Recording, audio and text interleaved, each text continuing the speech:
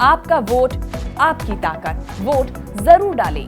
Election से जुड़ी हर खबर तक ऐप पर डाउनलोड कीजिए तक app. You know, I do not find much problem with these women because they are not properly informed. The problem is those people who are instigating it. You know, the people who are trying to mount pressure, they are living in 1986. But they are not realizing that lot of water has flown in Jamna, and now the government in Delhi is different. This government, I am sure that this government is not going to buckle down. They are not going to kneel before them. Karnataka के school से शुरू हुआ हिजाब विवाद पर अब न सियासत रुक रही है और न ही विरोध प्रदर्शन, फिर चाहे वो हिजाब के समर्थन में हो या हिजाब के खिलाफ। और अब हिजाब से जुड़े प्रदर्शन हिंसक रूप भी लेने लगे हैं। हिजाब के नाम पर बवाल की चिंता में डाल देने वाली तस्वीरें भी कई राज्यों से सामने आ रही है, फिर चाहे वो कर्नाटक हो जहां से ये बवाल शुरू हुआ या फिर पश्चिम बंगाल जहां भीड़ ने एक स्कूल पर हमला कर दिया। लेकिन हिजाब विवाद को लेकर केरल के राज्यपाल आरिफ मोहम्मद खान ने एक साजिश करार दिया है। उन्होंने कहा है कि हिजाब इस्लाम का हिस्सा नहीं है। कुरान में हिजाब का 7 बार उल्लेख किया गया, लेकिन यह महिलाओं के ड्रेस कोड से संबंध नहीं है, यह पर्दा के संबंध में है, जिसका अर्थ है जब आप बोलते हैं तो आपके बीच में पर्दा होना चाहिए। यह तर्क दिया जा रहा है कि पगड़ी पहनने की सिखों की अनुमति है, लेकिन मुस्लिम लड़कियों को कक्षा के अंदर हिजाब पहनने की अनुमति नहीं है। यह बेतुका है। पगड़ी सिख धर्म का एक अनिवार्य हिस्सा है। वही हिजाब को कुरान में एक अनिवार्य भाग के रूप में वर्णित नहीं किया गया।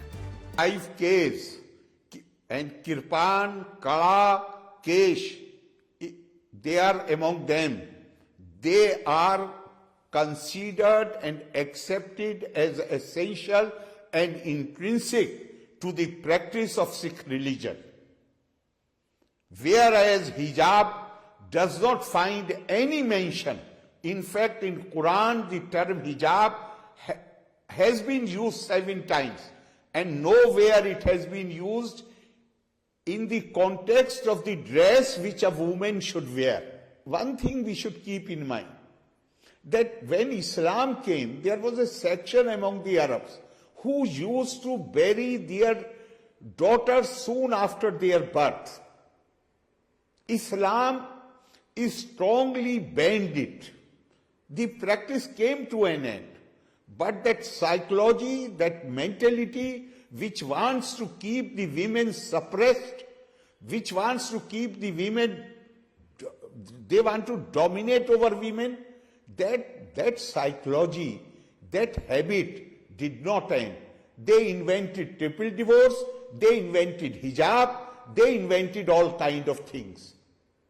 Are you going to, basically, we should always remember that any system, whether it is religious system, it is political system, it is social system, if it does not have the capability to respond to the requirements of the times in which we are living, the new ideas, then it becomes stagnant.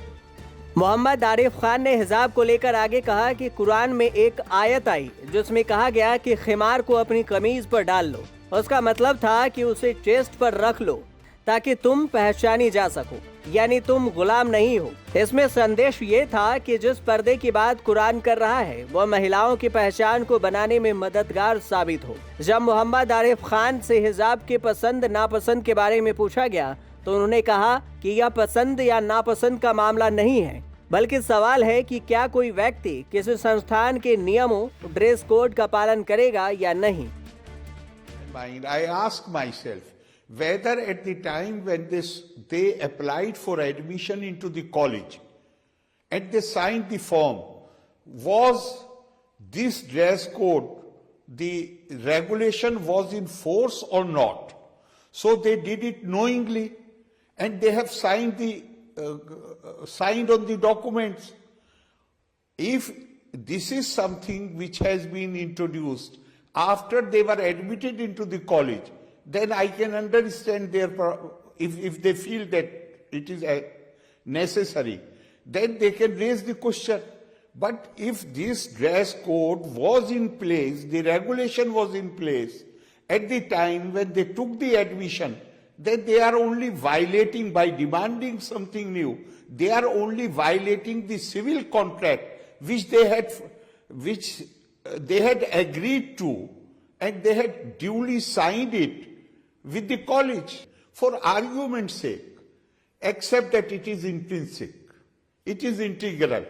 Then what is going to happen to the Muslim women who are serving in our security forces, who are serving in our police force? Arif Mohammad Khan ने कहा कि किसी भी व्यक्ति का पहनावा विवाद का विषय नहीं होना चाहिए। यह व्यक्ति का अधिकार है, शर्त सिर्फ इतनी है कि शालीनता होनी चाहिए। यह भी बात है कि आर्मी या पुलिस में भर्ती होने वाला यह नहीं कह सकता कि मैं जो चाहूँगा वो पहनूंगा। यह बात पुरुषों और महिलाओं दोनों पर लागू होती है। सवाल है कि अगर आप किसी संस्थान में शामिल हो रहे हैं तो क्या आप नियमों, अनुशासन और ड्रेस कोड का पालन करेंगे या नहीं।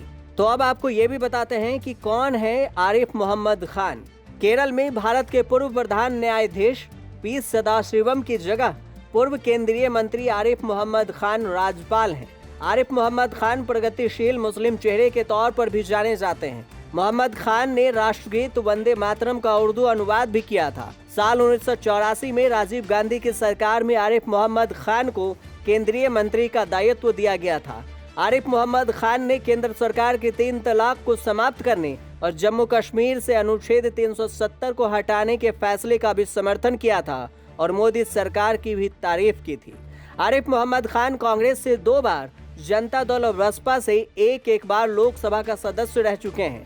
राजनीतिक और सामाजिक मामलों के जानकार और एक वक्त में बीजेपी के सदस्य रहे आरिफ मोहम्मद खान ने साल 2004 में पार्टी का हाथ तो थामा था, लेकिन 3 साल बाद ही साल 2007 में बीजेपी के साथ साथ उन्होंने संसदीय राजनीति से भी दूरी बनाने का फैसला किया था।